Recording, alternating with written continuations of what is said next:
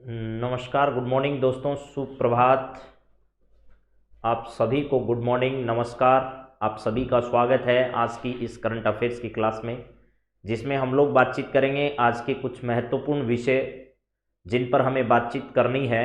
वो सारी बातें आप सब लोगों के सामने रखेंगे। तो आप सभी का एक बार फिर स्वागत, अभिनंदन। आदित्य कुमार, राम स्वरूप, नरेंद्र सिंह भाटी, बसंती छिंपा, जी पीयूष, नरेंद्र, दीपक कुमावत, फ्रूटी योगी, ज्योति रावत, प्रेम नोकवाल, प्रियंका, राकेश, बीके राजा, सभी दोस्तों का स्वागत कर रहा हूं मैं आज की इस करंट अफेयर्स की क्लास में। आप सभी का हार्दिक स्वागत, अभिनंदन, राधे राधे, जय श्री कृष्णा। और अब शुरुआत करते हैं आज की करंट अफेयर्स की इस क्लास की। प्रणाम सभी का, नमस्कार। जिस भी धरती से कर रहे हो, बीकानेर, जोधपुर, मारवाड़, मेवाड़, हाड़ौती, शेखावाटी, सभी क्षेत्रों से आप सभी का स्वागत है मेरे दोस्तों। चलिए आज बातचीत एक ऐसी ही घटना से आरंभ कर रहे हैं जिसके बारे में आप सभी जानकार भी हैं और आप सभी को उसकी जानकारी भी है। उसके बावजूद हमें उस पर थोड़ी बातचीत कर लेनी चाहिए ताकि हम लोग आप लोगों के साथ इस प्रकार की बातों को आगे बढ़ा पाएं। तो चलिए जरा देखिए, सबसे पहले हमारे एक बहादुर सैनिक, एक नहीं एक साथ ऐसे 13 लोग जिन्होंने इस देश के लिए अपने प्राणों की बाजी लगाई, उन सभी को हमारी इस क्लास की तरफ से भावभीनी श्रद्धांजलि हम सब अर्पित करते हैं। प्लस भगवान से ये आराधना करते हैं कि इन सब लोगों को अपने चरणों में जगह दे और इनकी आत्माओं को शांति प्रदान करे। ऐसा हम सब उम्मीद कर सकते हैं अब, और खुदा से अब हम ऐसी प्रार्थना कर सकते हैं। इसमें एक हमारे बहादुर, जो देश की तीनों सेनाओं के नेतृत्व करता, तीनों सेनाओं के बीच में तालमेल किस प्रकार से बेहतर हो, उस पद पर बैठे हमारे सीडीएस जो थे, उनका भी इस समय वो भी शहादत को प्राप्त हुए।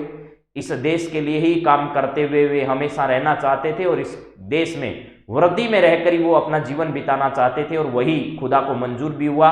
खुदा ने यहां से उनकी इस बात को सुना भी और अंतिम समय भी उनको वृद्धि में ही रखा। तो श्रद्धांजलि। सीडीएस विपिन रावत साहब 16 मार्च 1958 को जन्म हुआ, उत्तराखंड से संबंधित थे। 8 दिसंबर 2021 को कुन्नूर, तमिलनाडु जो क्षेत्र है, वहां अपनी इन्होंने अंतिम सांसें ली। तो चलिए, विपिन रावत साहब के बारे में मैंने कुछ यहां पर आपके सामने रखने की कोशिश की है। मैं जला हुआ राख नहीं हूं, मैं जला हुआ राख नहीं हूं, अमरदीप हूं, जो मिट गया वतन पर, मैं वो शहीद हूं।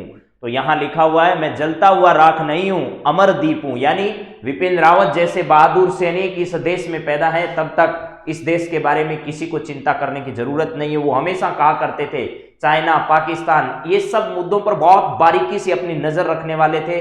कौन? विपिन रावत साहब। वो चाइना के विषय पर बहुत खुलकर बोलना चाहते थे, वो पाकिस्तान के विषय पर बहुत खुलकर बोलना चाहते थे, लेकिन उनकी कुछ मजबूरियां इस प्रकार की थी कि मैं जिस दिन रिटायर हो जाऊंगा उस दिन इन सब देशों के बारे में मैं बहुत अच्छे से बोल पाऊंगा। तो ये है कि मैं जला हुआ राख नहीं हूं, अमरदीप हूं, जो मिट गया वतन पर, मैं वो शहीद हूं। यानी ऐसे शहीद इस देश में पैदा हो रहे हैं, ऐसे लोग इस देश में, तब तक इस देश का कोई कुछ नहीं बिगाड़ सकता। फना होने की इजाजत ली नहीं जाती, ये वतन की मोहब्बत है जनाब, पूछकर की नहीं जाती। यानी अपने देश के प्रति उनके मन में जो प्रेम था, ये हमने पीछे 2 घटनाएं अभी ताजा ही आप लोगों को उदाहरण बता रहा हूं। एक तो झांसी के किले में, अभी झांसी के किले में आयोजित जो कार्यक्रम हुआ था, उस कार्यक्रम में उन्होंने बोलते हुए अपने इस प्रकार के देशभक्ति के उद्बोधन और देश के प्रति उनका प्रेम जो था, वो हमेशा उनके शब्दों से झलकता था। इससे पहले एक कार्यक्रम में उन्होंने भाई सेना क्या चीज है इसकी परिभाषा युवाओं के सामने रखी थी। अपने एक कार्यक्रम में लोगों से कहा था कि सेना जो है वो किसी नौकरी का नाम नहीं है। मेरे से अक्सर लोग ये पूछते हैं कि हम नौकरी करना चाहते हैं भारतीय सेना में, तो मैं उनको साफ साफ मना करता हूं कि आप अगर नौकरी करना चाहते हैं तो कहीं और ढूंढिए। ये वो रास्ता है जिस पर जाने के लिए आपको अपना सब कुछ न्यौछावर करना पड़ेगा, आपको अपना जीवन तक न्यौछावर करना पड़ सकता है, और ये एक कठिन रास्ता है। आप नौकरी की तलाश में हैं तो भारतीय सेना में भर्ती मत होइए। अगर आपका देश के प्रति एक जज्बा है कुछ करने का, तो आप भारतीय सेना में आ सकते हैं। ऐसा वो हमेशा युवाओं से कहा करते थे। दिल में जुनून आंखों में देशभक्ति की चमक रखता हूं, दिल में जुनून आंखों में देशभक्ति की चमक रखता हूं, दुश्मन की जान निकल जाए आवाज में इतना दम रखता हूं। और वाकई में सीडीएस विपिन रावत साहब की आवाज इतनी दबंग थी कि उनके सामने अगर एक बार दुश्मन भी उनकी आवाज को सुने तो उनकी आवाज से उसका दम निकल जाए, ऐसी एक बेबाक आवाज वो रखते थे। तो दिल में जुनून आंखों में देशभक्ति की चमक रखता हूं, दुश्मन की जान निकल जाए आवाज में इतना दम रखता हूं। तो अपने परिवार में 2 बेटियां छोड़ गए हैं, पत्नी और शहीद विपिन रावत साहब इस हादसे में उनका निधन हो गया है। ये देख लीजिएगा ये सीडीएस जनरल विपिन रावत का हेलीकॉप्टर क्रैश कहां हुआ, ये नीलगिरी और कोयम्बटूर का जो क्षेत्र है उसके इलाके के बीच में जंगलों में यहां पर इनका हेलीकॉप्टर आज की दुनिया का वर्तमान का सबसे आधुनिक हेलीकॉप्टर था, उसके बावजूद भी इस प्रकार की घटना हो गई। यानी आधुनिक हेलीकॉप्टर जिसको आज की दुनिया का सबसे आधुनिक हेलीकॉप्टर कहा जा सकता है, इतनी सुविधाएं उस हेलीकॉप्टर में अंदर थी, ठीक है। तो उसके बावजूद भी इसका क्रैश होना जो है वो भारत के लिए अपूरणीय क्षति है, यानी जिसकी कभी पूर्ति नहीं की जा सकती। तो इनके बारे में मैं थोड़ी थोड़ी बातें आप लोगों को बता रहा हूं, इनके जीवन से जुड़ी हुई, आप लोग जरा समझने की कोशिश करिएगा। थोड़ी बातें, थोड़ा परिचय आपको इनके बारे में हो जाए, आज तक जो नहीं है उस पर भी मैं बातचीत आपसे थोड़ी सी कर लेता हूं। उसके बाद हम आगे बढ़ेंगे। Chief defence of staff CDS Vipin Rawat का जन्म उत्तराखंड के पौड़ी गढ़वाल जिले में हुआ था। पौड़ी गढ़वाल वहां की जगह है और यहाँ के मुख्यमंत्री ने तुरंत आगे आते हुए ये कहा कि मेरे अच्छे मित्र थे। और इसके साथ साथ ये देखिएगा, मुझे सबसे अच्छा इस समय लगा कि इस देश के रक्षा मंत्री ने बहुत अच्छा काम किया। जिस समय उनको कुछ करना चाहिए था उस समय वही किया जो उनके हिस्से में आया और जो उनको करना चाहिए था। सीधे ही जैसे उनको खबर मिली कि यह घटना घटित हो चुकी है, वो तुरंत उनके निजी आवास यानी उनके घर पहुंचे। वर्तमान दिल्ली में जो उनका घर है, जहां उनकी एक अविवाहित बेटी वर्तमान में रह रही थी, वहां घर जाकर सभी परिवार वालों की इसकी खबर भी दी और प्लस परिवार के साथ भी खड़े रहे। ऐसे रक्षा मंत्री जो हैं उन पर भी हमें गर्व करना चाहिए कि इस कठिन परिस्थिति में वो तुरंत अपना सारा काम छोड़कर, इस समय कैबिनेट की एक महत्वपूर्ण मीटिंग चल रही थी मेरे दोस्तों, कैबिनेट की एक महत्वपूर्ण मीटिंग को बीच में छोड़कर रक्षा मंत्री सीधे कहां पहुंचे, वो chief of defence staff CDS Vipin Rawat के घर पहुंचे। सेना में उनकी शुरुआत धारदार रही।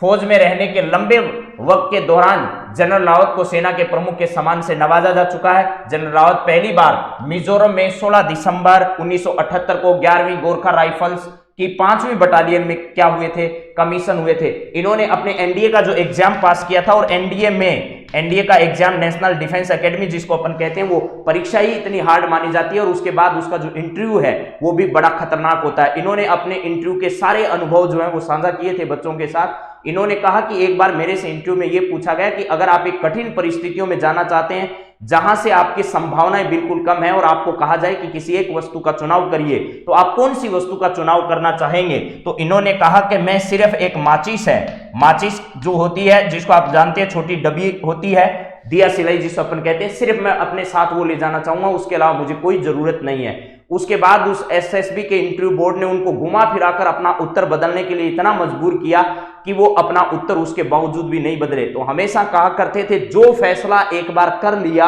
उस फैसले पर अडिग रहो और उसे सत्य साबित करके दिखाओ। यही इस देश के बहादुर सैनिकों की क्या है, एक मिसाल है। इसके बाद देखिए, पिता से विरासत में कैसे मिली इनको सेना की ये सारी उपाधियां जो है वो, और इतना बड़ा पद कैसे इन्होंने प्राप्त किया, उस पर भी हम लोग बातचीत आपके सामने रख रहे हैं। पिता से विरासत में मिला तजुर्बा और बहादुरी। इनके पिता भी आर्मी में ही थे, इनके पिता भी इस यूनिट का कभी हिस्सा थे।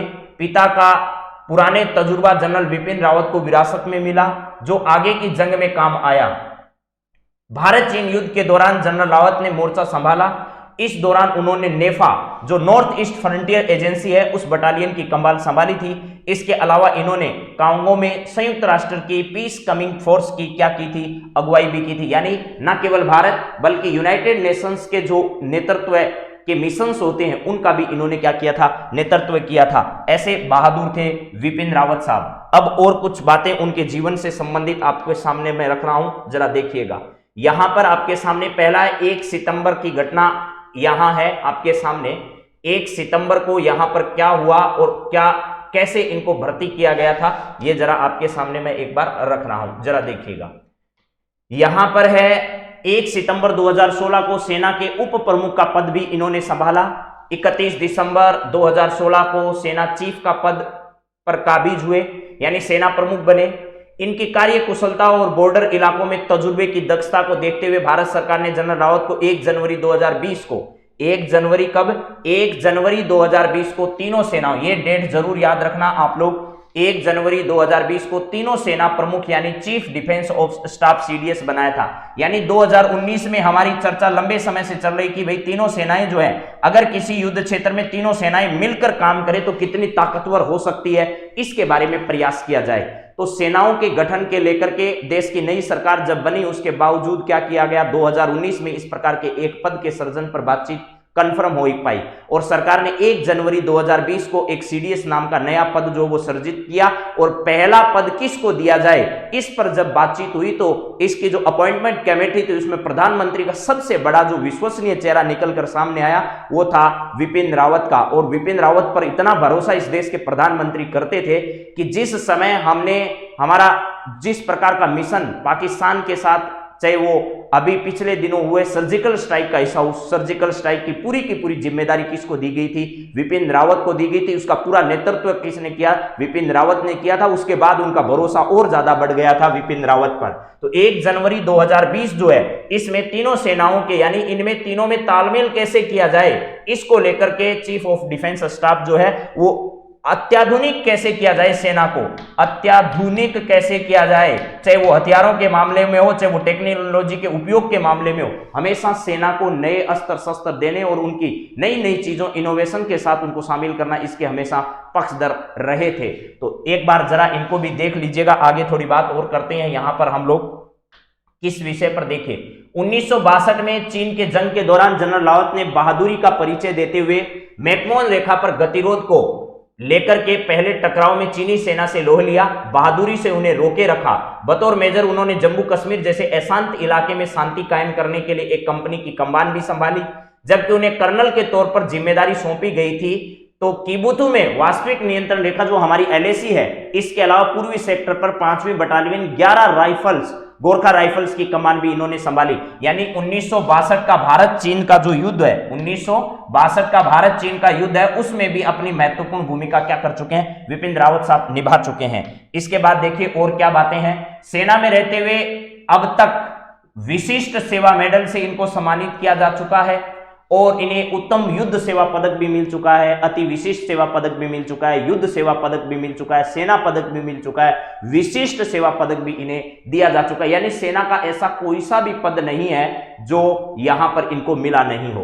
विपिन रावत की पढ़ाई कैसे हुई उस पर भी बातचीत आपको बता देते हैं। विपिन रावत की शुरुआती पढ़ाई देहरादून में हुई, कैम्ब्रियन हॉल स्कूल में इन्होंने, शिमला में सेंट एडवर्ड स्कूल में पढ़ाई की, भारतीय सैन्य अकादमी यानी एनडीए देहरादून में भी इन्होंने पढ़ाई की। इन्होंने भारतीय सैन्य अकादमी से स्नातक की उपाधि की। इन्हें आईएम देहरादून में इन्हें स्वॉर्ड ऑफ ऑनर्स का भी खिताब इन्हें मिल चुका है। देवी अहिल्या विश्वविद्यालय से रक्षा प्रबंधन अध्ययन में एमफिल की डिग्री इन्हें प्राप्त है। मद्रास विश्वविद्यालय से स्ट्रेटेजिक और डिफेंस स्ट्रेटेजी में एमफिल की डिग्री भी इन्हें मिली है। इसके अलावा जनरल विपिन रावत ने चौधरी चरण सिंह विश्वविद्यालय से साल 2011 में सैन्य मीडिया अध्ययन में क्या कर ली है, पीएचडी भी इनकी रही है। तो पीएचडी किए हुए हैं, तो इनको भी हमें ध्यान रखना है सब बातों को, ये देख लीजिएगा। 2016 में सेना अध्यक्ष बने थे विपिन रावत साहब, 2016 में सेना अध्यक्ष बने और सीडीएस बनाए जाने से पहले विपिन रावत भारत सरकार के 27वें सेना अध्यक्ष रहे। आर्मी चीफ बनाए जाने से पहले उन्हें 1 सितंबर 2016 को भारतीय सेना का उप सेना प्रमुख भी क्या किया गया था, नियुक्त किया गया था। महत्वपूर्ण जो मिशन है उनमें इन्होंने किस प्रकार काम किया, ये आपके सामने सारी कहानी। बात जून 2015 की है। मणिपुर में हमारी सेना पर आतंकी जो हमला हुआ, उस हमले पर भी 18 सैनिकों की शहादत से देश में उबाल था।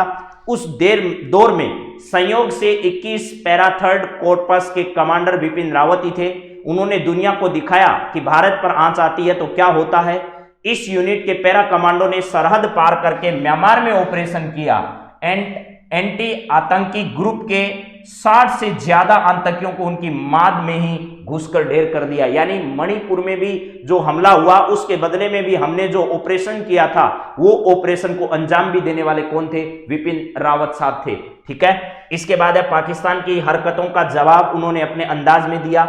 29 सितंबर 2016 को पाकिस्तान के कब्जे वाले कश्मीर में भारतीय सेना की स्पेशल कमांडो यूनिट ने रातों रात ऑपरेशन किया। कई आतंकियों के साथ पाकिस्तान के सैनिक भी ढेर कर दिए गए। ये हमारे उरी और सीआरपीएफ कैंप पर हुए हमले का क्या था? जवाब था। तो भारत के जितने भी बड़े इस प्रकार के मिशन हुए उन सब मिशन में इन्होंने क्या किया है? भाग लिया है। तो इस बात को भी आप क्या करिएगा? ध्यान रख लीजिएगा मेरे दोस्तों। अब बात करते हैं आज के सवालों पर। आज का आपके सामने पहला सवाल जो है वो जरा देखिएगा क्या है और इसका जवाब भी आपको देना है। विपिन रावत साहब इस देश के अमूल्य हीरो की तरह थे और हमेशा इस देश के लिए जो उन्होंने किया वो देश हमेशा इनका ऋणी रहेगा। ये बात बहुत जरूरी आपको जाननी चाहिए और देश के प्रति प्रेम किस प्रकार होना चाहिए प्रत्येक भारतीय को इनसे सीख लेनी चाहिए। राष्ट्रपति रामनाथ कोविंद ने हाल ही में वायुसेना के लोहेगांव वायुसेना केंद्र का दौरा किया। यह कहां पर स्थित है? कल हमारे राष्ट्रपति जी के कई कार्यक्रम थे। जिस समय यह घटना घटित हुई उसके बाद राष्ट्रपति जी ने अपने सारे कार्यक्रमों को स्थगित कर दिया। जितने भी प्रधानमंत्री के कार्य थे उन सबको स्थगित कर दिया। कई नए कार्यक्रम इनोवेशंस के थे उन सब कार्यक्रमों को स्थगित कर दिया। उसके बाद इस देश की सबसे बड़ी जो हमारी रक्षा की टीम है उसकी अचानक मीटिंग बुलाई गई और अब जल्द ही आज या कल में, कल आपको पता है किसान आंदोलन स्थगित होने वाला था। सरकार और किसानों के बीच में जितनी बातें होनी थी किसान 100% उन वादों में सहमत हो चुके हैं। जो किसानों ने अपनी मांग रखी थी सरकार के सामने, सरकार ने उन सब मांगों को मांग लिया।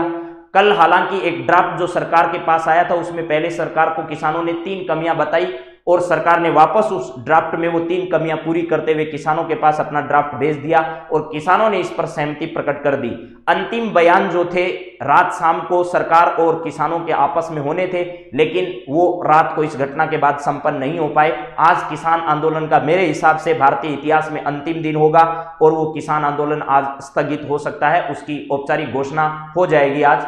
तो ये काम भी कल नहीं हो सका, कल होने वाला था और वजह आप सब लोगों को मालूम ही है। तो अब देखिए राष्ट्रपति रामनाथ कोविंद ने हाल ही में वायुसेना के लोहेगांव वायुसेना केंद्र का क्या किया? दौरा किया। यह वायुसेना का लोहेगांव वायुसेना केंद्र किस राज्य में स्थित है आपको यह बताना है। और कल आपको पता है मैंने बताया था एक स्क्वाड्रन जो है उसको राष्ट्रपति यानी प्रेसिडेंट अवार्ड से भी क्या किया गया? सम्मानित किया गया।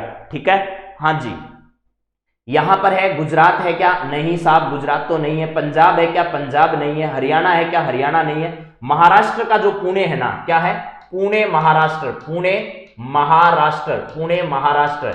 ये जो है यहां पर क्या किया गया आपको पता है? पुणे महाराष्ट्र में ऐसा लोहेगांव वायुसेना केंद्र स्थित है जिसका दौरा राष्ट्रपति जी ने किया। ये देख लीजिएगा, यहां आपका क्या है? महाराष्ट्र है, आपको पता होगा। यहां आपका गुजरात है, गुजरात के नीचे ये महाराष्ट्र है। देखिए यहां पर आपको मुख्यतः 3 दरों के बारे में हर परीक्षा में सवाल पूछा जाता है, थाल घाट, भोर घाट और पाल घाट। यानी यहां पर आपसे पूछा जाता है थाल घाट, ठीक है, थाल घाट, भोर घाट और यहां पर है आपका क्या है?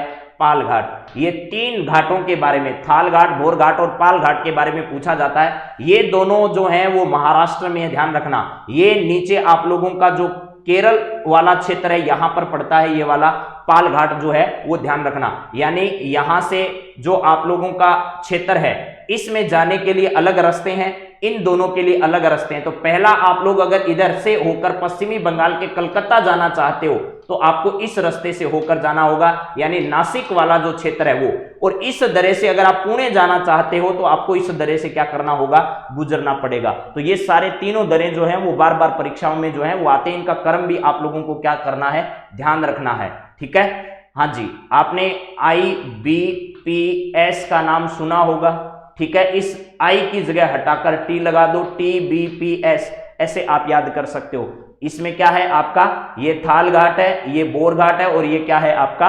पाल घाट है। और S का मतलब सेनकुट्टा घाट है। ये क्या है? सेनकुट्टा घाट भी यहां पर एक क्या पड़ता है? नीचे दरा पड़ता है। तो इस बात को भी आप ध्यान रख सकते हो। सेनकुट्टा घाट जो है वो आपके पास है। थाल घाट, भोर घाट, पाल घाट, सेनकोटा घाट है और इसको आप TBPS से भी क्या कर सकते हो? याद रख सकते हो। और इसके अलावा आपको याद करने की जरूरत भी नहीं है। थाली भरकर ल्याई रे खींचड़ो, तो थाली भरनी है और किससे भरनी है? पाल तक भरनी है उसको। और फिर क्या करना है, सैन कुट्टा घाट है तो कूट कूट कर उसको अंदर जमा लेना है। ये आपके इस तरीके से क्या करने, ये दरें आपको याद रखने हैं। तो ये सही जवाब इसका क्या था, महाराष्ट्र के लोहे गांव वायुसेना केंद्र का हाल ही में राष्ट्रपति जी ने क्या किया, निरीक्षण किया। अगला सवाल आपकी स्क्रीन पर है मेरे दोस्तों, बताइए क्या होगा इसका सही जवाब। सवाल आपके सामने है, जरा देखिएगा क्या है। यहां पर सवाल यह है कि भैया बहरीन में आयोजित एशिया यूथ पैरा ओलंपिक्स प्रतियोगिता में बैडमिंटन में भारत ने कितने मेडल कुल प्राप्त किए हैं। यानी बैडमिंटन का दौर समाप्त हो चुका है, बैडमिंटन की जितनी प्रतियोगिताएं हैं वो बहरीन में आयोजित होने वाले Asia youth para Olympics game में संपन्न हो चुकी है। उसमें भारत ने अब तक कुल कितने पदक प्राप्त किए, यानी भारत का जो बैडमिंटन का जो दल है, इस बैडमिंटन दल ने टोटल कितने पदक प्राप्त किए हैं, और बहरीन में आयोजित इस एशिया यूथ पैरा गेम्स में भारत ने बैडमिंटन में कितना अच्छा प्रदर्शन किया है, यह भी आपको बताना है। तो बताइए, 1 है, 2 है, 3 है, क्या है, कितने मेडल भारत ने इसमें प्राप्त किए हैं। तो कुछ लोग 10 जवाब दे रहे हैं, उनका 10 भी गलत है, कुछ 12 दे रहे हैं, उनका 12 भी गलत है, कुछ 14 दे रहे हैं, वो भी गलत है। सही जवाब क्या है, 16 है। मैंने कहा था बहरीन में इस प्रतियोगिता का क्या किया जा रहा है, आयोजित किया जा रहा है। ये रट लेना, आगामी परीक्षाओं में इंपोर्टेंट है कि एशिया यूथ पैरा गेम्स का, Asia youth para games, Asia youth para games जो है, para games, youth para games जो है, इसका आयोजन कहां किया गया, तो बहरीन में। और शालिनी, आपको एक नाम बताया था मैंने, शालिनी कहां से संबंधित है, तो राजस्थान के सीकर जिले का कटराथल गांव, कटराथल, यहां की रहने वाली, कटराथल कहां का है, सीकर का, यहां की रहने वाली जो शालिनी है वो दृष्टिबाधित है। क्या है, दृष्टिबाधित, दृष्टिबाधित है, उसने भी दृष्टिबाधित है, उस खिलाड़ी ने भी भाग लिया और वो खूब चर्चा में आने के बाद इस प्रतियोगिता में पहुंची है। चलिए नेक्स्ट सवाल जरा देखिएगा। किस देश ने बीजिंग में आयोजित होने वाले शीतकालीन ओलंपिक खेल के बहिष्कार की घोषणा कर दी है। ऐसा कौन सा देश है, इसमें से आपको दिखाई दे रहा होगा सवाल शायद, यहां देखिएगा, ऐसा कौन सा देश है, आपको उसका नाम बताना है जिसने बहिष्कार की घोषणा कर दी है कि भाई बीजिंग में होने वाले हम नहीं जाएंगे। चाइना की वर्तमान की स्थितियां खराब है, ये जिस प्रकार की घटनाओं को अंजाम दे रहा है वो सब आपको ध्यान रखनी है, ठीक है। हाँ जी, तो ये सब बातें आपको ध्यान रखनी है। किस देश ने बीजिंग में आयोजित होने वाले जो ये प्रतियोगिता है इसके बहिष्कार की घोषणा कर दी है, ठीक है। हाँ जी, very good, Thomas cup, Uber cup, badminton से, ठीक ठीक ठीक। चलिए इसका सही जवाब आपको देना है, किस देश ने। अभी एक बात तो कंफर्म हो गई, सवाल इस लाइनों में ही आपका एक सवाल छपा हुआ है, बीजिंग में अभी शीतकालीन ओलंपिक का आयोजन किया जाना है। शीतकालीन ओलंपिक का क्या किया जाना है, आयोजन कहां किया जाना है, बीजिंग में आयोजित किया जाना है। भारत ने इस पर सहमति प्रकट कर दी थी, आपको यह बात पता होगा। लेकिन यह बताइए, जम्मू कश्मीर से एकमात्र भारतीय खिलाड़ी है जो इस प्रतियोगिता में भाग लेने जा रहे हैं, उनका नाम क्या है। 2-3 दिन पहले ही आपको नाम बताया। इसके अलावा आज तक भारत ने इस शीतकालीन ओलंपिक में एक भी मेडल जीता नहीं है। प्लस प्रति 2 वर्ष बाद शीतकालीन या फिर ग्रीष्मकालीन, 2-2 वर्ष के अंतर पर शीत और ग्रीष्मकालीन जो ओलंपिक है, शीत और क्या है, ग्रीष्मकालीन, जो ग्रीष्मकालीन ओलंपिक है उनका क्या किया जाता है, आयोजन किया जाता है प्रत्येक 2 वर्ष के अंतराल पर। यानी पहले शीत हो गए तो उसके बाद 2 साल बाद क्या होंगे, ग्रीष्म, फिर ग्रीष्म के बाद में क्या होंगे, यहां पर आपको पता होगा ग्रीष्म के बाद किसका आयोजन किया जाएगा, वापस शीत का आयोजन। ये 2-2 साल के अंतराल पर होते रहते हैं। तो ठीक है, आरिफ खान नाम बता रहे हैं जी।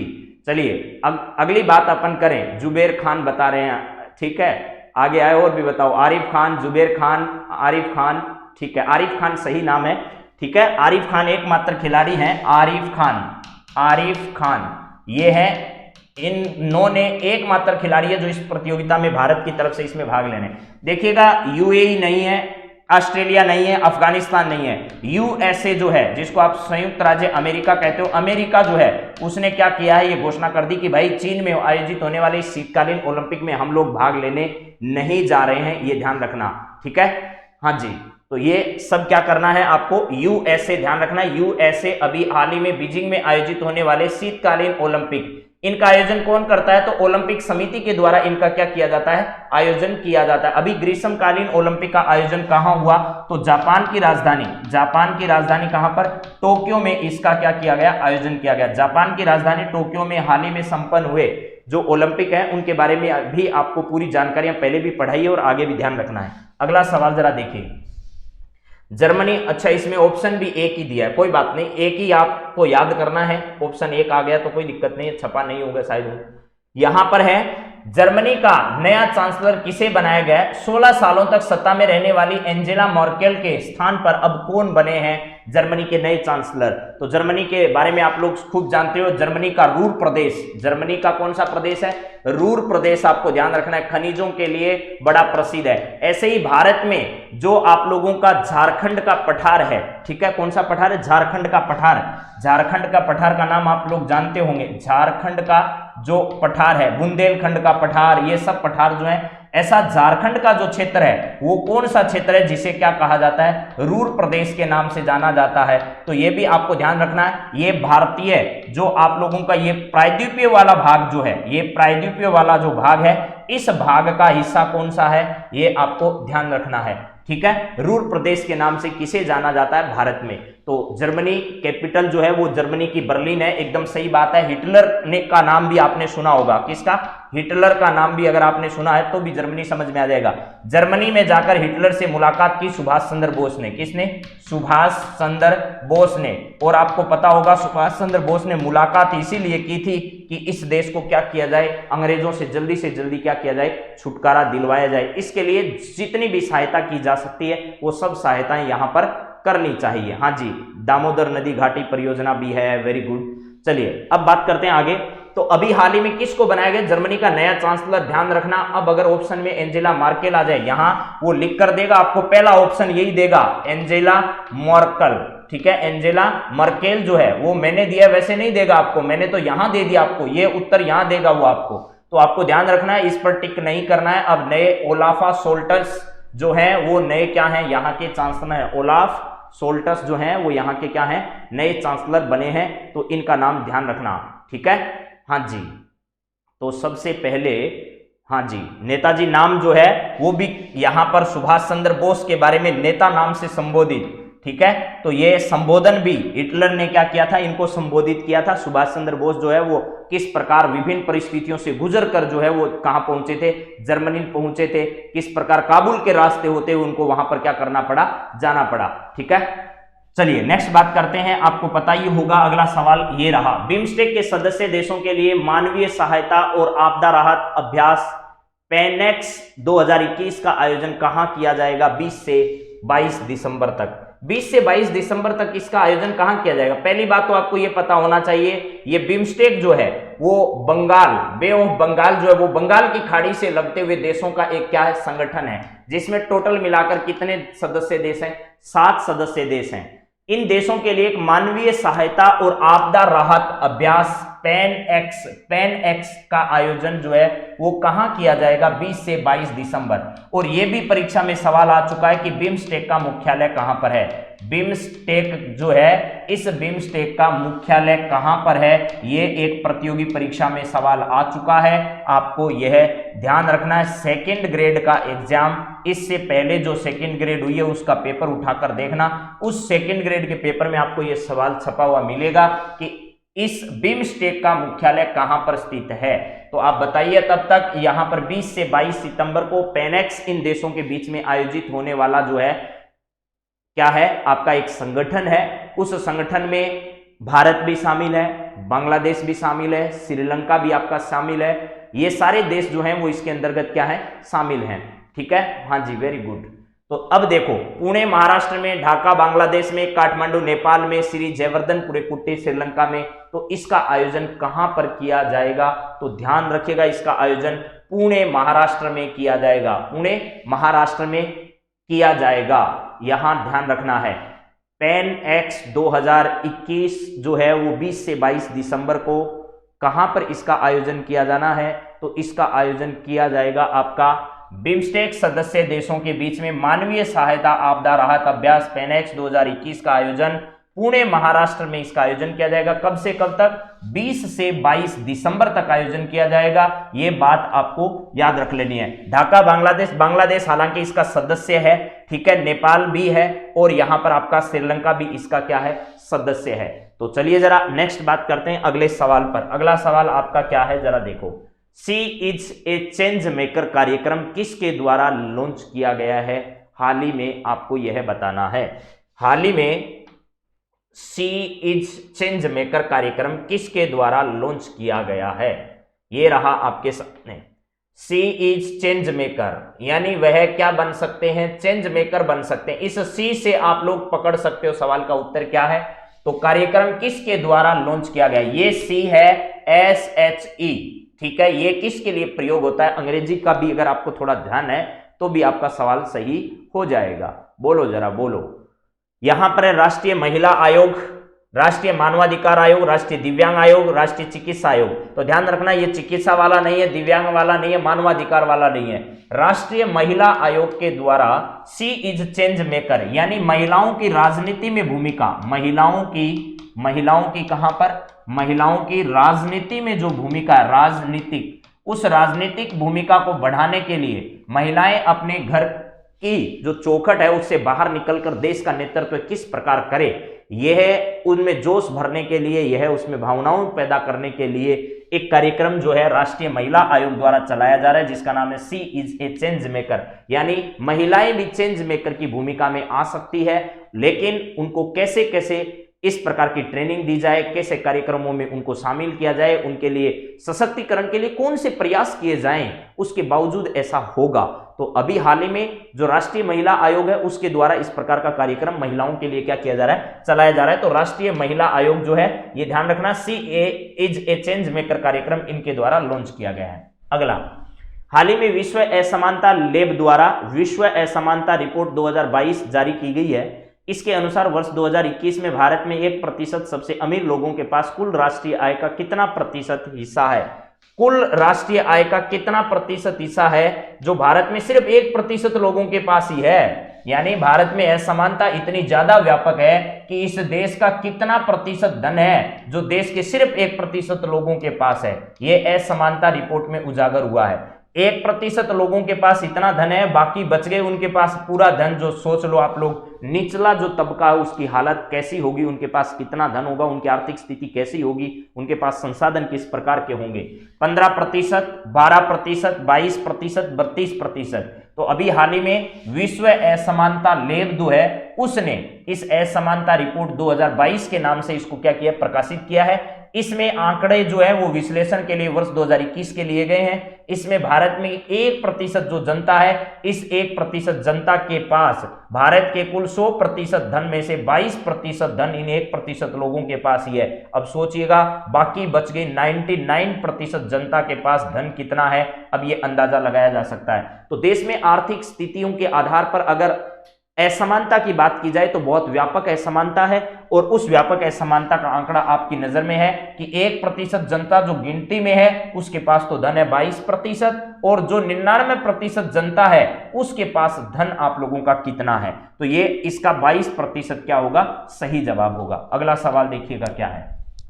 हाल ही में किस देश ने इच्छा मृत्यु के लिए एक 3D प्रिंटेड सुसाइड पोड के इस्तेमाल को क्या कर दिया? मंजूरी कर दी है। ये भैया इच्छा मृत्यु वाला जो मैटर है ना, वो हर देश में चर्चा का विषय बना रहता है। कई देश जो हैं वो इसको मंजूरी देना नहीं चाहते, कई देश इसको मंजूरी प्रदान करते हैं। भारत में भी इच्छा मृत्यु का कंसेप्ट है, लेकिन भारत में तरीका यह है कि आपका जो 4 व्यक्तियों का मेडिकल बोर्ड अगर लिख कर दे दे, क्या कर दे? मेडिकल बोर्ड ये लिख कर दे दे कि भैया इस आदमी के बचने की कोई संभावना नहीं है, इसको एक असाध्य रोग इस प्रकार का है कि जिसको कभी भी सही नहीं किया जा सकता, तो उसके बाद उसको इच्छा मृत्यु की परमिशन दी जा सकती है भारत में। लेकिन वो तभी संभव होगा जब 4 व्यक्तियों का मेडिकल बोर्ड ये लिख कर दे दे कि हाँ भाई इस आदमी को असाध्य रोग है, वो कभी ठीक नहीं हो सकता, इसको मरना ही पड़ेगा। लेकिन अभी एक देश आपके सामने आया है जिसने ये कहा है कोई मरना चाहता है तो वो ज्यादा दुखी ना हो भाई, हमने एक ऐसे संसाधन का आविष्कार कर लिया है, उस संसाधन से मरने की आपको पूरी इजाजत है।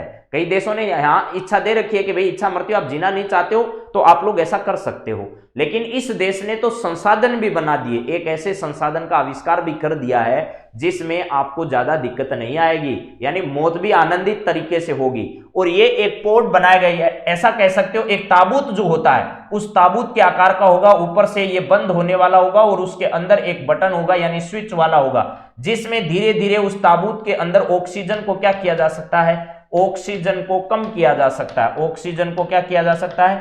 कम किया जा सकता है। धीरे धीरे ऑक्सीजन कम होगी और अंदर जो व्यक्ति लेटा हुआ है वो क्या हो जाएगा? लेटा हुआ ही रह जाएगा। इस प्रकार के एक सुसाइड पोड का भी इस्तेमाल करने की मंजूरी इस देश ने क्या कर दी है? प्रदान कर दी है। उस देश का नाम ऑस्ट्रिया नहीं है, उस देश का नाम जर्मनी नहीं है, उस देश का नाम अर्जेंटीना नहीं है, उस देश का नाम क्या है? स्विट्जरलैंड है। स्विट्जरलैंड ने अभी हाल ही में एक 3D प्रिंटेड नाम के एक सुसाइड पोड का इस्तेमाल को क्या कर दिया? इच्छा मृत्यु के लिए इस्तेमाल करने की मंजूरी हाल ही में इन्होंने प्रदान कर दी है। तो आप ये सारी बातें इसके संबंध में क्या करना, ध्यान रखना। अभी इसकी आपको फोटो भी दिखाएंगे। बहुआयामी गरीबी सूचकांक के अनुसार सबसे कम गरीबी वाले राज्यों का सही क्रम बताओ। अब तक तो हम बातचीत करते आ रहे थे सबसे ज्यादा गरीबी वाले, लेकिन आज हम बात किसके बारे में कर रहे हैं? सबसे कम गरीबी जहां है उन राज्यों का सही क्रम आपको बताना है। सबसे ज्यादा वाले तो अब आपने रट लिए होंगे कि भाई नीति आयोग जो है, उस नीति आयोग ने हाल ही में बहुआयामी गरीबी सूचकांक है वो जारी किया। उसमें देखो इस आयाम सूची में सबसे ज्यादा गरीबी बिहार में है भैया। कहां पर है? बिहारी बाबुओं के यहां गरीबी बहुत है। उसके बाद यूपी में सबसे ज्यादा है। उसके बाद 3 नंबर पर आपका क्या है? एमपी है, जहां पर भी गरीबी बहुत खस्ता है। यहां पर तीसरा स्थान, सॉरी, उत्तर प्रदेश के बाद झारखंड का है तीसरा। किसका है? झारखंड का है, झारखंड। ठीक है, यहां पर ध्यान रखना। उसके बाद आपका किसका स्थान है? एमपी का स्थान। एमपी का चौथा स्थान है। यहां पर बिहार है, उत्तर प्रदेश है, झारखंड है। ये आपको थोड़े क्रम गरीबी वाले सबसे ज्यादा गरीब हैं वो ध्यान रखना। और इस गरीबी से मुझे याद आया, कल की क्लास में हम लोग बात करने वाले हैं आपके एक महत्वपूर्ण विषय पर, जिसका नाम क्या है? आपके वीडियो के जो तैयारी कर रहे हैं उन सब के सिलेबस में, सेकंड ग्रेड की जो तैयारी कर रहे हैं उन सब के सिलेबस में, फर्स्ट ग्रेड की जो भी तैयारी कर रहे हैं उन सब के सिलेबस में ये टॉपिक जो कल होगा, गरीबी और बेरोजगारी जो है, उस विषय पर हम लोग बातचीत करने वाले हैं। तो इसमें आपसे पूछा है सबसे कम गरीबी वाले राज्यों का बताइए। सबसे ज्यादा नहीं, क्या पूछा है? सबसे कम गरीबी वाले राज्यों का सही क्रम आपको इसमें बताना है। राजस्थान का सबसे ज्यादा गरीबी की अगर बात की जाए, उस मामले में राजस्थान का 8वां स्थान है। राजस्थान का क्या है? 8वां स्थान है, यानी हमारी भी स्थिति कोई ज्यादा ठीक नहीं है। केरल, गोवा, सिक्किम, महाराष्ट्र, तमिलनाडु, पंजाब, तमिलनाडु, केरल, पंजाब, पंजाब, तमिलनाडु, गोवा। अब जरा सुनो, इसमें सही कौन सा है? तो महाराष्ट्र जो है इसकी स्थिति इतनी अच्छी नहीं है, महाराष्ट्र इससे पहले नहीं है। उसके बाद तमिलनाडु के बाद पंजाब है, लेकिन केरल की स्थिति उससे ज्यादा ठीक है। ठीक है, यहां पर उसके बाद है आपका पंजाब और उसके बाद तमिलनाडु है। तो तमिलनाडु की स्थिति जो है वो पंजाब से ज्यादा क्या है? ठीक है, पंजाब से ज्यादा खराब नहीं है। ठीक है, तो तमिलनाडु पहले आएगा इसमें पंजाब से। यहां पर भी ऐसा ही है, आपका तमिलनाडु पंजाब तो है, लेकिन यहां बीच में क्या आ गया? आपका केरल आ गया। तो सही जवाब जो है वो केरल कहां आना चाहिए था? पहले आना चाहिए था, तमिलनाडु के बाद नहीं आना चाहिए था। अब जरा सही क्रम आप लोग सुन लीजिएगा इसका। पहला स्थान आपका किसका है? केरल का है। उसके बाद गोवा का है। उसके बाद किसका है? सिक्किम का है। उसके बाद किसका है? सिक्किम का है। ये बात आपको, पहली बात तो ये ध्यान रखनी है, केरल पहले है, गोवा बाद में है, सिक्किम बाद में। इसके बाद है तमिलनाडु। उसके बाद क्या है? तमिलनाडु है। और तमिलनाडु के बाद किसका नाम आता है? पंजाब का नाम आता है। ये क्रम आपको जरूर ध्यान रखना है। मैंने 5 राज्य आपको बता दिए हैं। पहला आपका केरल है, उसके बाद आपका गोवा है, उसके बाद आपका सिक्किम है, तमिलनाडु है, और ये क्या है? पंजाब है। यहां पर सबसे कम गरीबी की हालत देखी गई है, यानी सबसे धनवान राज्यों की श्रेणी में आप इनको शामिल कर सकते हो, जिनमें केरल है, गोवा है, सिक्किम है, आपका तमिलनाडु है और आपका पंजाब है। ये 5 राज्य वो हैं भारत के जिन्होंने अपनी शान जो है वो बचाई है। किसमें? इस आर्थिक असमानता के आधार पर भी, और गरीबी सूचकांक में इनकी गरीबी ज्यादा नहीं है। केरल, गोवा, सिक्किम, तमिलनाडु और पंजाब। चलिए नेक्स्ट बात करते हैं, अगला सवाल। भारतीय ज्ञानपीठ पुरस्कार, सबसे इंपॉर्टेंट सवाल है आज की क्लास का, ये सुन लेना भैया, पेपर में छपेगा, आज ही बता देता हूं, बाद में कहोगे बताया नहीं था। ये छपेगा मतलब आएगा ही आएगा। ठीक है, ये सवाल very very very very important है और पेपर में छपेगा। कोई भी क्लास उठाकर देख लेना, यूट्यूब की सब में मिलेगा, सब किताबों में मिलेगा, लेकिन फिर भी ये पेपर में आएगा, तो याद कर लेना है आज ही इसको। ठीक है, भारतीय ज्ञानपीठ पुरस्कार चयन समिति ने 56वें और 57वें ज्ञानपीठ पुरस्कार हेतु क्रमशः किन्हें दिए जाने की घोषणा हाल ही में की है, आपको यह बताना है। यानी 2 वर्षों के ज्ञानपीठ पुरस्कार अब एक साथ दिए जा रहे हैं। 2021 और 22 के ज्ञानपीठ पुरस्कारों की एक साथ घोषणा की गई है। उसमें आपको ध्यान रखना है कौन कौन से हैं, क्रम से बताना है। 56वां पहले साल का किसको और 57वां किसको, और उससे पहले 55वां किसको। तो 55वां ज्ञानपीठ पुरस्कार दिया गया था अकितम अच्युतम नंबूद्री को, मलयालम भाषा के लिए। यह ध्यान रखना है, किसके लिए, मलयालम भाषा के लिए अकितम अच्युतम नंबूद्री को 55वां ज्ञानपीठ पुरस्कार जो है वो दिया गया था। इसका मतलब आपका ये ऑप्शन तो नहीं होगा, बात सीधी सी यहां हो गई आपकी कैंसिल। अब देखो, पहले वर्ष जो 56 है और बाद में 57 है, याद कैसे करोगे वो जरा सुन लो। नीली मणि जब हाथ लगे तो उसको फूंक मारना है, समझ गए, उसको क्या करना है, फूंक मारना है, और फिर फूंक मारकर क्या उड़ानी है, मौज उड़ानी है। भाई जब नीली मणि हाथ लगेगी, फूंक उड़ाओगे तो मौज ही मनाओगे ना, पहले मौज नहीं मनानी है, ये ध्यान रखना। मौज कब मनानी है, जब नीली मणि आपको मिल जाए, नीलमणि आपको मिल जाए तो फूंक मारना और फूंक मारकर आनंदित होना, उसके बाद क्या उड़ानी, मौज उड़ानी है, पहले मौज नहीं उड़ानी है, ये ध्यान रख लेना। 55वां ज्ञानपीठ पुरस्कार अकितम अच्युतम नंबूद्री को दिया गया, उसके बाद नीलमणि फूकन को क्या दिया गया, इसके बाद 56वां दिया गया है, और 57वां दामोदर माउजो जो है उनको कौन सा दिया गया है, नीलमणि और दामोदर है, तो नीलमणि फूकन और दामोदर माउजो जो है इन दोनों को 56वें और 57वें ज्ञानपीठ पुरस्कार के लिए क्या किया गया है, चुना गया है। इस बात को ध्यान रखना है। दोबारा बोल रहा हूं, पहले नीलमणि को प्राप्त करना है, उसको फूंक मारना है, उसके बाद मौज उड़ानी है, आपका उत्तर राइट हो जाएगा। कभी भी आपको इसमें अब कंफ्यूजन नहीं होगा अगर एक साथ आ गए तो। अगर अलग अलग भी आ गए, पेपर वाला आपसे पूछ सकता है बताइए 56वां ज्ञानपीठ पुरस्कार किसे दिया गया, तो आपको पता है भाई 55वां तो अकितम अच्युतम नंबूद्री को दिया गया। इसका मतलब पहले आपको प्राप्त क्या करनी है, नीलमणि प्राप्त करनी है, और नीलमणि को प्राप्त करके उसको क्या मारनी है, फूंक मारनी है। तो ये नीलमणि फूकन आपको उसमें सही जवाब मिल जाएगा। फिर मान लीजिए वो आपसे पूछता है कि भैया सीधा बताइए कि 57वां ज्ञानपीठ पुरस्कार किसे दिया गया, तो अब आपको पता है आपने अकितम अच्युतम नंबूद्री 55वां याद करना है, फिर आपने नीलमणि जो है वो 56वां याद कर रखा है, तो अब क्या उड़ानी है, माउजो यानी मौज उड़ानी है, माउजो यानी मौज उड़ानी है, मौज याद रख लेना चाहिए। लेकिन ये यहां पर मौज किसके है, दामोदर के है, ठीक है, नरेंद्र दास दामोदर दास, तो दामोदर दास मोदी के क्या है भैया, मौज ही मौज है, ठीक है, ऐसा आप लोग समझ सकते हो। तो चलिए जरा, ये सवाल आपका सही ऑप्शन इसका क्या होगा, बी होगा। प्रतिभा राय जो है, प्रतिभा राय इस ज्ञानपीठ पुरस्कार समिति की प्रमुख है, जिसने इनके नामों की क्या की है, घोषणा की है। इनके नामों की घोषणा किसने की, तो प्रतिभा राय ने की। इसमें एक ही नाम सही है आपका, नीलमणि, ये भी आपको 57वां दे रहा है, ये 57वां नहीं है, ये क्या है, 56वां है। तो दोनों को क्रम से याद रखना, पेपर में छपेगा, पक्का छपेगा, पक्का छपेगा, आज ही कह रहा हूं। चलिए नेक्स्ट देखो, अब आएगा कौन से में, ये मत पूछना भाई। रेलवे बोर्ड ने अम्ब्रेला प्रोजेक्ट के तहत राज्य के किस रेलवे स्टेशन को विश्व स्तरीय बनाए जाने की घोषणा हाल ही में की है।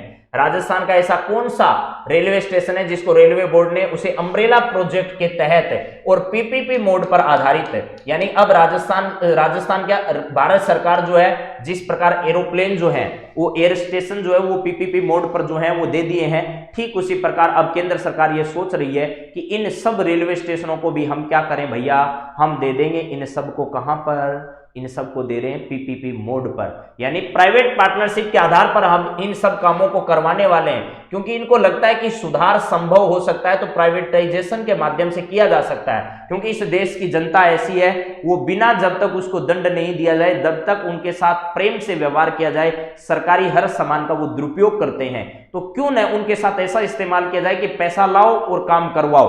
तो ऐसा अगर हो तो अम्ब्रेला प्रोजेक्ट के तहत पर हम इसे विश्व स्तरीय रेलवे स्टेशन बना देंगे और उस पैसे का सारा खर्चा जो है वो बाद में जनता अपने आप भुगतेगी। तो ऐसा रेलवे स्टेशन जहां विश्व स्तरीय सारी सुविधाएं यहां पर मौजूद रहेगी, यानी एक तरीके से आप कह सकते हो 5 स्टार होटल में भी उतनी सुविधा नहीं होती, उतनी सुविधाओं पर आधारित ये 5 स्टार जो रेटिंग के आधार पर मिलता है, उससे भी अच्छा रेलवे स्टेशन राजस्थान में कहां बनने जा रहा है। तो राजस्थान में जोधपुर का इस प्रकार का नहीं है, बीकानेर का भी नहीं है और कोटा में भी नहीं है। कोटा में ध्यान रखना है पर्यटन आधारित थीम पर, पर्यटन आधारित थीम पर नया रेलवे स्टेशन बनाया जाएगा, आधारित पर्यटन आधारित, जिसमें राजस्थानी जो थीम है, राजस्थानी थीम है, उस पर आधारित नया रेलवे स्टेशन बनकर कोटा में तैयार होगा। लेकिन विश्व स्तरीय जो है वो किसको शामिल किया गया है? रेलवे बोर्ड ने घोषणा कर दी कि अम्ब्रेला प्रोजेक्ट के तहत इस जयपुर रेलवे स्टेशन को विश्व स्तरीय यानी वर्ल्ड क्लास रेलवे स्टेशन बनाएंगे हम। किसको? जयपुर वाले रेलवे स्टेशन को। अभी इस पर भी उन्होंने क्या कहा वो बात आपके सामने रख देंगे। आदिवासी बच्चों के लिए सहरिया और वागड़ी भाषा में तैयार कर 12 उदयपुर, बांसवाड़ा, डूंगरपुर जिलों में 1000 बच्चों को कौन बंटवा रहा है? अब इसने मूल बात जो थी वो गायब कर दी, वरना तो क्या बंटवारा है अब कुछ समझ में नहीं आ रहा सवाल में, लेकिन हम बताते हैं आपको मूल क्या था सवाल। आदिवासी बच्चों के लिए सहरिया और बागड़ी भाषा में तैयार जो पुस्तक है, यानी पुस्तकों को तैयार करवाकर, भाषा में पुस्तक तैयार करवाकर, यहां क्या कर देना है? पुस्तक शब्द जोड़ देना है। ये पुस्तक तैयार कर 12 उदयपुर, बांसवाड़ा और डूंगरपुर जिलों में 1000 बच्चों में यह पुस्तकें कौन बंटवा रहा है? अभी आपको यह बताना है। भाई आदिवासी बच्चे हैं, इंग्लिश में लिखी हुई किताबें हैं, हिंदी में लिखी हुई है, दूसरी भाषाओं में लिखी हुई किताबें जो है उनके संबंध में उनको दिक्कत आती है।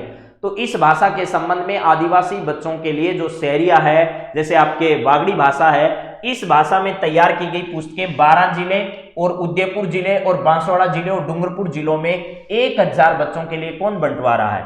क्या यूनेस्को बंटवा रहा है? क्या यूनिसेफ बंटवा रहा है? क्या जनजातीय विभाग बंटवा रहा है? या ए व बी दोनों बंटवा रहे हैं? तो इसमें ए व बी दोनों नहीं करने थे, उसमें गलती से उसने कर दिया है। यहां पर मैंने लिख कर दिया था बी व सी दोनों, बी व सी दोनों आपको यहां करने हैं, ठीक है। बी व सी दोनों सही होंगे। यूनेस्को का इसमें कोई लेना देना नहीं है। बाल सुधार में किस प्रकार का काम किया जा सकता है? यूनिसेफ राजस्थान सरकार और भारत सरकार के साथ मिलकर काम कर रहा है। इसके अलावा इस काम में जनजातीय विभाग जो है वो सहयोग कर रहा है। तो इसका सही जवाब जो है वो आपका डी करो, और उसमें भी बी व सी दोनों याद करने आपको। यूनिसेफ, यूनिसेफ, यूनिसेफ प्लस क्या है? जनजातीय मंत्रालय जो है, जनजातीय मंत्रालय, ये दोनों मंत्रालय जो मिलकर है ना, वो दोनों मंत्रालय या फिर यूनिसेफ एक संस्था है। आपको पता है भारत में बाल विकास के संबंध में और महिला विकास के संबंध में यूनिसेफ की बहुत बड़ी भूमिका है। सारे डाटा इनके नेतृत्व में क्या किए जा रहे हैं? तैयार किए जा रहे हैं। तो ये सही जवाब होगा। अगला सवाल, बहरीन में आयोजित एशिया यूथ पैरा गेम में स्वर्ण पदक विजेता विकास का संबंध जो है वो किस खेल से, ये बताइए। ये अच्छा सवाल है। बहरीन में अभी चल रही है एशिया यूथ पैरा गेम जो चल रहे हैं, उसमें स्वर्ण पदक जीता राजस्थान के एक खिलाड़ी ने जिसका नाम है विकास। इस विकास का संबंध किस खेल से है आप ये बताइएगा। डिस्क थ्रो से है, भाला फेंक से है, निशानेबाजी से या फुटबॉल से है। और आपको एक शालिनी का नाम मैं लगातार बताई जा रहा हूं, ठीक है। ये नाम भी आपको याद रखना है, कहां से संबंधित है ये भी आपको बता दिया। कठराथल जो है, कठराथल सीकर से इनका क्या है? संबंध है। अब जरा बताइएगा विकास का संबंध इनमें से कौन से खेल से है? भाला फेंक से है क्या? जी नहीं है। निशानेबाजी से क्या नहीं है? फुटबॉल से क्या नहीं है? तो सही जवाब क्या है? डिस्क थ्रो से इनका क्या है? संबंध है। डिस्क थ्रो में इन्होंने क्या जीता है? अभी हाल ही में स्वर्ण पदक जीता है। हाँ जी, चलिए नेक्स्ट सवाल आपके सामने ये रहा। हाल ही में नशे की लत में खुदकुशी करने वाले लोगों की रिपोर्ट प्रकाशित की गई है, इसमें राजस्थान का स्थान कौन सा है ये बताइए। भैया राजस्थान की हालत नशे में बहुत ज्यादा खराब होती जा रही है। एक समय था जब पंजाब जो है वो पूरे देश में शीर्ष पर आता था। पंजाब धीरे धीरे अब सुधरने की ओर कगार पर जा रहा है, लेकिन पंजाब से भी ज्यादा खराब स्थिति किसकी है? राजस्थान की हो चुकी है। राजस्थान के गंगानगर और हनुमानगढ़ जिला जो है, राजस्थान का कौन सा जिला है? गंगानगर और हनुमानगढ़, गंगानगर और आपका हनुमानगढ़, गंगानगर, हनुमानगढ़, नागौर और जयपुर, ये जो जिले हैं यहां पर अब लगातार इस प्रकार के मामले बढ़ रहे हैं। पहले नशा करो, नशे के बाद जो है वो अपने आप को मौत के हवाले कर दो। इसका जो अभी हाल ही में रिपोर्ट प्रकाशित की गई है, उस रिपोर्ट में राजस्थान का स्थान कौन सा है? तो बहुआयामी गरीबी सूचकांक में राजस्थान का कौन सा स्थान है? 8वां स्थान है। वही 8वां स्थान राजस्थान को इसमें प्राप्त हुआ है। यानी राजस्थान देखो भैया, इस प्रकार के नशे के बाद खुदकुशी करने वालों में भी लगातार आगे है। इसके अलावा राजस्थान बहुआयामी गरीबी सूचकांक में गरीबी में भी हालत में आगे है। लेकिन हम पर्यटन जो क्षेत्र है, उस पर्यटन क्षेत्र में जहां हमारा विकास था वहीं भी हमारा कहीं नामो निशान नहीं आ रहा है। यानी लगातार राजस्थान जो है वो हर मामले में क्या होता जा रहा है? पिछड़ता जा रहा है, ठीक है। शालिनी का संबंध जो है वो आपको बताया था पैरा गेम एथलेटिक्स से संबंधित है, ठीक है। चलो जी नेक्स्ट सवाल देखिएगा क्या है यहां पर आपके सामने। अगला सवाल देखो, कोटा जिले में चंबल नदी पर बनने वाले रिवर फ्रंट की लागत कितनी बताई गई है? यानी सरकार ने कोटा में बनने वाले, चंबल नदी पर बनने वाले इस रिवर फ्रंट के लिए क्या कर दिया, राशि की घोषणा कर दी है। कितनी राशि से कोटा में चंबल नदी पर रिवर फ्रंट जो है वो बनाया जाएगा, चंबल नदी पर। अब चंबल नदी के बारे में आप लोग सब जानते हैं, मध्य प्रदेश से आती है, कहां जाकर यमुना नदी में मिल जाती है, राजस्थान के कौन कौन से जिलों से होकर बहती है, कौन कौन से इसके ऊपर बांध बनाए गए, ये सारी बातें ज्योग्राफी में आप रटे बैठे हो।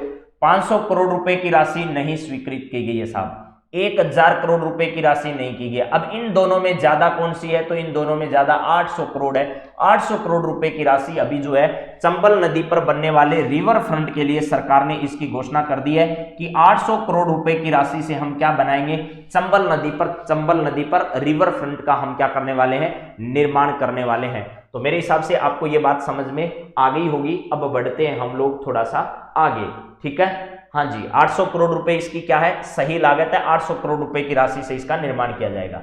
इसके बाद आरएस मेंस 1997 में आए हुए कुछ सवाल है। एसिड मान लेना या सम्मिलित होना, परिभाषिक शब्दावली। एक्योर का मतलब प्रोद्भूत होना। बेसिक पे यानी मूल वेतन है, ये तो कई बार आ चुका है आपका, ठीक है। क्वेश्चंस का मतलब होता है सावधान या सावधानी। कॉन्फिकेट अधिहरण या जब्त करना किसी चीज को। डिस्पेरिटी असमानता है। ग्रांट अनुदान है, किसी को ग्रांट देना है, अनुदान देना है। प्रोविजो का मतलब होता है शर्त या परंतु, यानी ऐसा करोगे तो ऐसा होगा, किसी पर शर्त लगाना प्रोविजो है। ये सब आपको वर्ड ध्यान रखने। एसिड मान लेना, एक्यूरी प्रोद्भूत होना, बेसिक पे मूल वेतन। क्वेश्चंस सावधान या सावधानी। कॉन्फिस्केट अधिग्रहण। डिस्पेरिटी असमानता। ग्रांट अनुदान। प्रोविजो शर्त या परंतु। ये सारे वर्ड जो हैं वो आपकी परीक्षा की दृष्टि से इंपॉर्टेंट है, इन सबको ध्यान रखना क्योंकि आए हुए वर्ड ही बार बार दोहराए जाते हैं। अब कुछ खबरों पर और बात मैं आपसे करना चाह रहा हूं जो न्यूज़पेपर में सामने आई है, उन पर सवाल जिन पर नहीं रख पाए क्योंकि सवालों की कुछ लिमिटेशंस है, ज्यादा सवाल हम करा नहीं पाएंगे, इस वजह से कुछ खबरें बच जाती है। वो खबरें आपके साथ डिस्कस हम लोग कर लेते हैं। बीबीसी की सूची में अभी 50 अफगानी महिलाएं भी इसमें क्या है, शामिल है। विश्व की 100 प्रेरक महिलाओं में भारत की मुग्धा और मंजुला शामिल है। सीधा परीक्षा में सवाल आएगा। बीबीसी वर्ल्ड ने 2021 के लिए दुनिया की सबसे प्रेरक प्रभावशाली 100 महिलाओं की लिस्ट जारी की, उसमें कौन भारतीय महिला है जिसको इसमें स्थान प्राप्त हुआ, आप नाम बताइए। तो एक तो है मंजुला प्रदीप। मंजुला प्रदीप जो है, इसका नाम याद रखना, गुजरात में मानव अधिकार कार्यकर्ता है। कहां पर की, गुजरात की मानवाधिकार कार्यकर्ता है। मानवाधिकार क्या है, कार्यकर्ता, इसका नाम कार्यकर्ता है।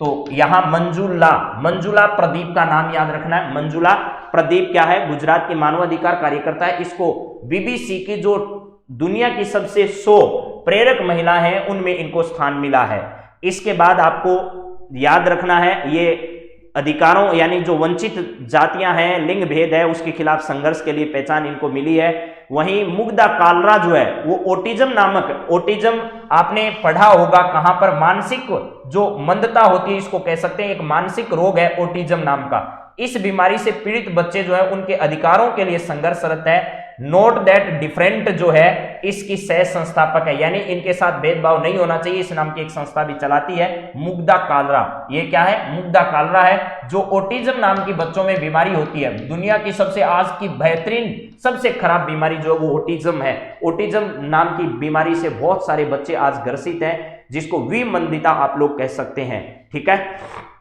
हाँ जी, हाँ जी, हाँ रंजीत जी, ये क्लास की स्टार्ट में हम बातचीत कर चुके हैं, ठीक है। हाँ, कौन सा सवाल मिस हो गया जरा बताइएगा मनीष जी। सवाल मेरे हिसाब से मिस हुआ नहीं है। यहां पर आपको ध्यान रखना, 2 मैंने बताया विश्व की 100 प्रतिभाशाली या प्रभावशाली महिलाएं जो है उनमें 2 भारतीय महिला कौन कौन सी है, एक तो आपकी मुग्धा कालरा है, एक मंजुला प्रदीप है। इन दोनों को ध्यान रखना। गुजरात मानवाधिकार कार्यकर्ता है एक, और एक ओटिज्म नाम की जो बीमारी है उससे पीड़ित जो बच्चे हैं उनका संरक्षण करने का काम करती है। मंत्रिमंडल की समिति उप समितियों में होगा बड़ा फेरबदल। राजस्थान की जितनी विधानसभा की समितियां हैं उनमें जल्दी आपको बदलाव देखने को मिलेगा, क्योंकि कुछ मंत्री ऐसे हैं जो बहुत समितियों में, उनमें लगातार क्या किया जाएगा, उनको कुछ छूट उनको दी जाएगी। अब अगला, जयपुर जंक्शन में बनेगा विश्व स्तरीय, ये आपके सामने मैंने वो खबर रख दी है जिसके बारे में मैंने अभी बताया था। ठीक है, यहां पर क्या क्या है जरा सुन लो। देश के 7 प्रमुख स्टेशनों की रीडेवलपमेंट के रेलवे बोर्ड ने दिया आदेश, जिसमें गांधीनगर है आपका, उदयपुर का है, कोटा स्टेशन है, इसके बाद जयपुर जंक्शन इसमें क्या किया गया, शामिल किया जाएगा। राजस्थान के कौन कौन से जंक्शन किए जाएंगे, देखो राजस्थान का जयपुर का गांधीनगर है, ठीक है, गांधीनगर है। इसके बाद आपका उदयपुर है, इसको भी ऐसे ही निर्मित किया जाएगा। उसके बाद आपका उदयपुर के बाद आएगा कोटा, और कोटा के बाद आपका क्या आएगा, जयपुर आएगा। अभी अपन ने बात की थी तो उसमें यह ध्यान रखना कोटा वाला जो है वो भी इन चारों की लिस्ट में शामिल है, लेकिन विश्व स्तरीय की अगर बात की जाए तो इन विश्व स्तरीय जिसमें शॉपिंग मॉल है, होटल है, सारी व्यवस्थाएं जो है वो उपलब्ध रहेगी और अम्ब्रेला प्रोजेक्ट के तहत पर इसका निर्माण किया जाएगा। जिसमें फर्स्ट फेज में कौन कौन से बनाए जाएंगे, जिसमें आपका कोटा का फर्स्ट फेज का बनाया जाएगा, गांधीनगर का फर्स्ट फेज में बनाया जाएगा, और इसके बाद उदयपुर का फर्स्ट फेज में बनाया जाएगा। उसके बाद जयपुर का जो मूल स्टेशन है उसका नाम आएगा। हाँ जी, जयपुर वाला गांधीनगर ही है भैया।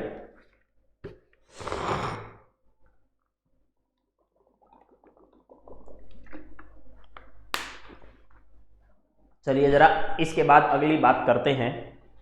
अगला आपके सामने क्या है, दुनिया के 26 देशों में भारत चौथे सबसे प्रभावशाली देशों में क्या है, शामिल है।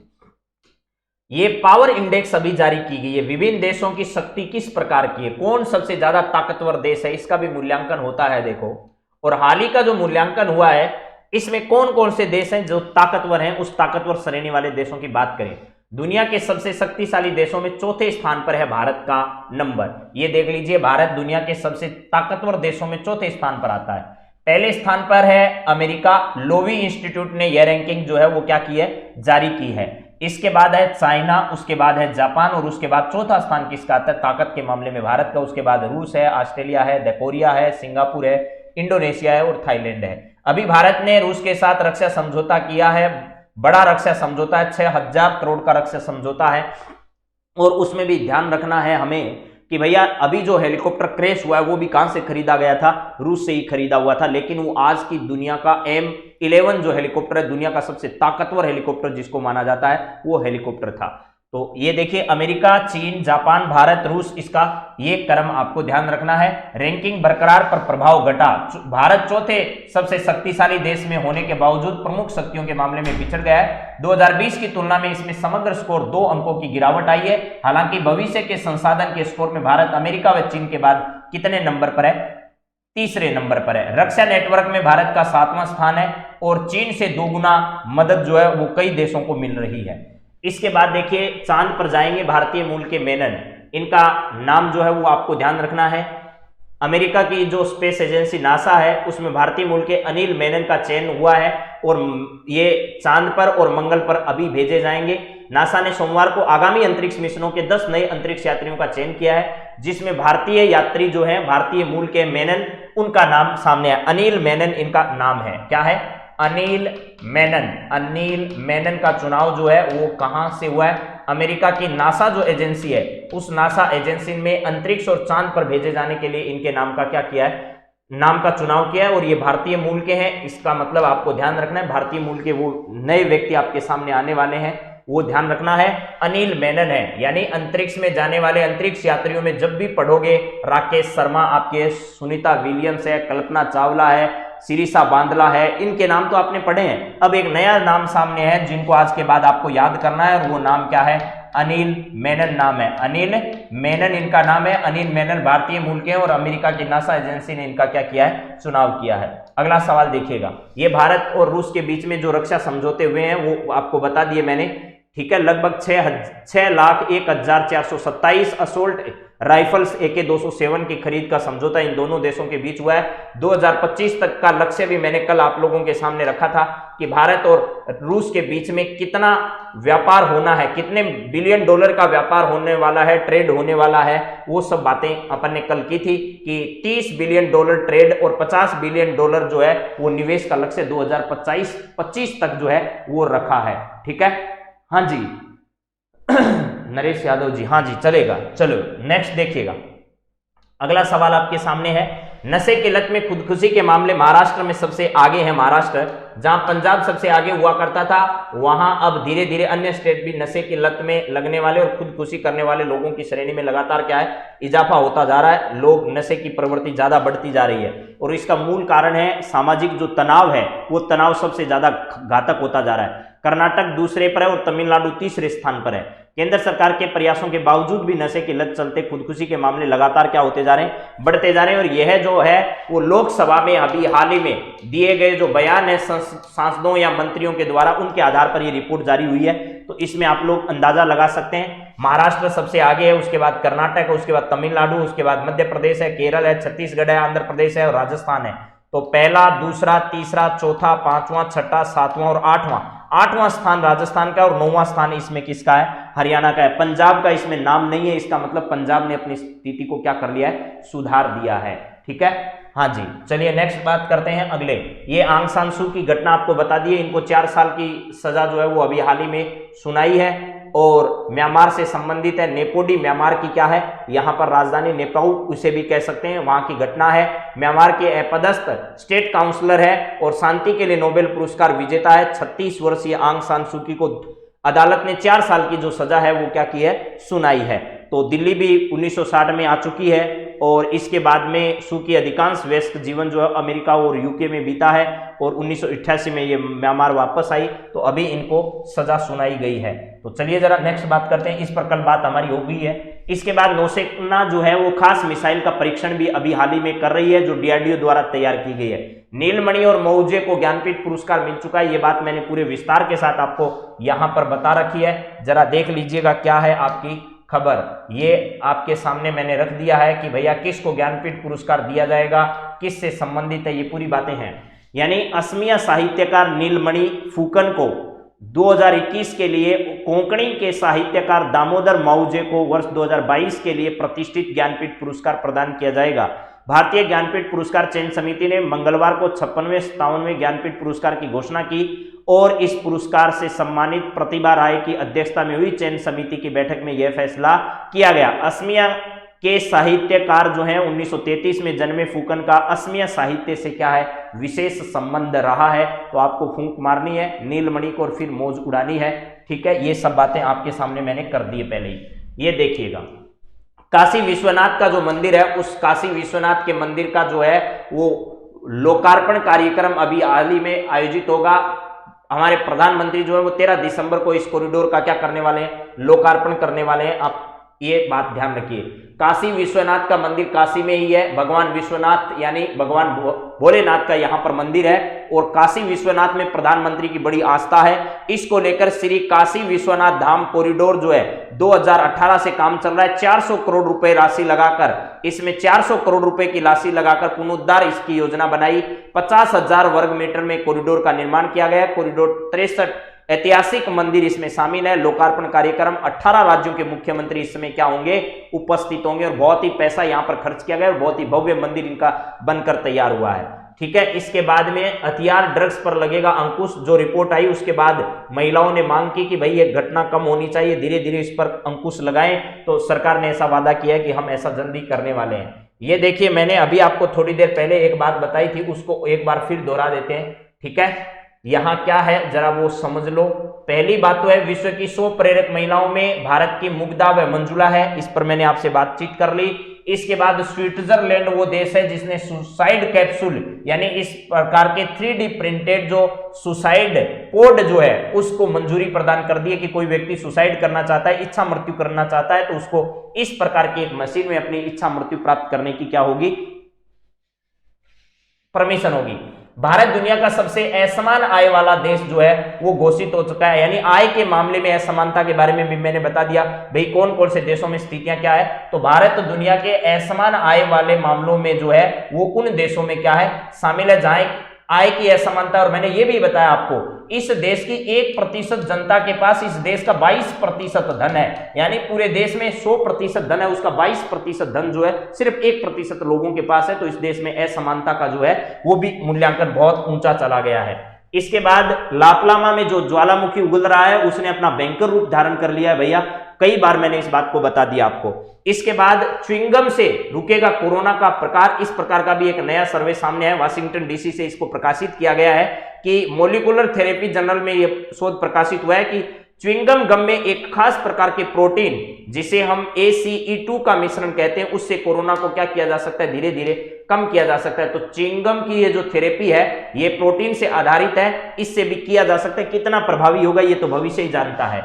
इसके बाद मैंने एक रिपोर्ट आपके सामने ये रखी थी आज, बहुआयामी गरीबी सूचकांक की, जिसमें सबसे ज्यादा गरीब बिहार, झारखंड, उत्तर प्रदेश, मध्य प्रदेश है। मैंने शायद थोड़ा हो सकता है ऊपर नीचे लिख दिया हो, लेकिन ये क्रम देख लेना, बिहार है, झारखंड है, उत्तर प्रदेश है और मध्य प्रदेश है। सबसे ज्यादा धनी राज्यों की अगर बात की जाए तो आपका केरल है, गोवा है, सिक्किम है, तमिलनाडु है, पंजाब है। ये तो सही था।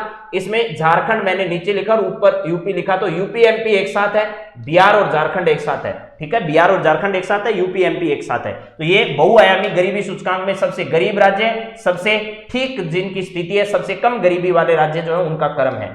चलिए इसके बाद देखिएगा अगला क्या है। ये देखिए आपके सामने जो मैं आपको बात बता रहा था, युवा प्रतियोगिता जो बहरीन में आयोजित हो रही है, यूथ गेम्स, उसमें सीकर की दृष्टिबाधित जो शालिनी है 800 मीटर दौड़, मैंने एथलेटिक्स आपको बताया था, लेकिन अगर उसमें भी कोई पर्टिकुलर प्रतियोगिता पूछे तो 800 मीटर दौड़ जो है, उस 800 मीटर दौड़ में भाग लेने जा रही है। ये कौन? आपकी शालिनी। शेखावाटी का मान बढ़ा है, 7 दिन दिल्ली में बहरीन जाने का संघर्ष करने के बाद यहां पर पहुंची है, तो आपको ध्यान रखना है। ठीक है, 7 दिन के संघर्ष के बाद बहरीन पहुंच चुकी है। राजस्थान के कटराथल सीकर की रहने वाली कौन है? शालिनी। 800 मीटर दौड़ से इनका संबंध है। इसके बाद है चंबल नदी भी रामगढ़ टाइगर रिजर्व में क्या की जाएगी? शामिल की जाएगी। यहां पर चंबल नदी के संबंध में आपके सामने एक तथ्य आ रहा है कि चंबल नदी भी होगी टाइगर रिजर्व में शामिल। ये रामगढ़ विषधारी टाइगर रिजर्व अभी बनाया गया, आपको यह भी पता है। प्रदेश में चौथे टाइगर रिजर्व के रूप में प्रस्तावित रामगढ़ विषधारी अब राष्ट्रीय चंबल घड़ियाल अभ्यारण्य का क्षेत्र भी इसमें शामिल कर लिया जाएगा। इससे जहां एक तरफ रिजर्व का क्षेत्र बढ़ेगा, वहीं दूसरी ओर चंबल नदी में मुकुंदरा तक जाने वाले बागों को सुरक्षित कॉरिडोर मिल सकेगा। साथ ही चंबल नदी में धरने से हो रहे अवैध बजरी खनन पर भी रोक लगेगी, जिससे चंबल में रहने वाले जलीय जीवों की भी सुरक्षा हो पाएगी। यानी जो चंबल नदी का घड़ियाल वाला क्षेत्र था, घड़ियाल अभ्यारण्य वाला क्षेत्र था, वो भी अब किस में शामिल हो जाएगा? रामगढ़ विषधारी अभ्यारण्य में जो है वो शामिल इसको कर लिया जाएगा। चलिए नेक्स्ट जरा देखिएगा और क्या है। ये आपके सामने हालत जो है वो देख लीजिएगा। नशा तस्करी के मामले में क्या स्थिति है हमारी, वो आपके सामने है। नशे की तस्करी 2.5 साल में 20,000 गिरफ्तार हुए। प्रदेश में दर्ज हुए 16,778 मामले इस प्रकार के हैं। पर्यटन में और शिक्षा में हम लगातार पिछड़ते जा रहे हैं और राजस्थान नशे की लत में लगातार शिकार होता जा रहा है। राजस्थान के अगर जिलों की बात करें तो नशे में शामिल जो टॉप 10 जिले उनमें उदयपुर पहला है, उसके बाद गंगानगर है, उसके बाद हनुमानगढ़ है, उसके बाद जयपुर है, डूंगरपुर है, बीकानेर है, करौली है, धौलपुर है, जोधपुर है और कोटा है। तो ये स्थिति हमारी नशे की शिकार हमारी युवा पीढ़ी की है, जिसमें इतने मामले जो है सबसे ज्यादा टॉप मामले जहां पर सबसे ज्यादा है वो है सबसे ज्यादा उदयपुर में, उसके बाद गंगानगर में, उसके बाद हनुमानगढ़ में, उसके बाद जयपुर में, डूंगरपुर में, बीकानेर में, करौली में, धौलपुर में, जोधपुर में और कोटा में है। चलिए जरा नेक्स्ट देखिएगा। ये आपको बता दिया गेम से जुड़ी हुई एजाज पटेल के बारे में आपको एक खबर मैंने बताई होगी। ठीक है, भारत ने टेस्ट सीरीज तो जीत लिया है, लेकिन एक खिलाड़ी का नाम जिसका नाम आपको याद करना है वो जरूर ध्यान रखिएगा। ठीक है, दूसरा टेस्ट चौथे दिन भारत ने इसमें जीत लिया और 14 विकेट झटके हैं इस पूरे मैच में। रविचंद्रन अश्विन ने मैन ऑफ द सीरीज इनको दिया गया और अक्षर पटेल का ऑलराउंडर प्रदर्शन रहा और मैन ऑफ द मैच इसमें अंतिम मैच में 150 रन और 62 रन बनाने वाले मयंक अग्रवाल को दिया गया है। और इसमें खेल भावना के तौर पर एजाज पटेल जो हैं वो भारतीय मूल के हैं, लेकिन न्यूजीलैंड की तरफ से खेलते हैं। इन्होंने एक पारी में 10 विकेट लेने का जो है वो कीर्तिमान स्थापित किया है, इस वजह से इनको सम्मानित किया गया अश्विनी के द्वारा। अगला देखो, अगली बात खत्म हो गई है मेरे दोस्तों। अब आज की सभा को यहां समाप्त करते हैं। अगली सभा में फिर आप लोगों से कुछ नए सवाल, कुछ नए तथ्यों के साथ वापस मिलेंगे। तब तक आप सब तैयारी को और मजबूत करते रहिएगा। कल की क्लास में हम लोग बेहतरीन विषय पर बातचीत करेंगे, जो बेरोजगारी, गरीबी, जो चैप्टर स्पेशल तौर पर वीडियो के एग्जाम में पूछा जाना है, उस पर इस क्लास में हम लोग आपके सामने बात रखने वाले हैं। तो आप सभी आनंद से पढ़ाई करते रहिए और कल की क्लास का बेसब्री से इंतजार करिए, जिसमें आपकी समस्याओं का समाधान करेंगे।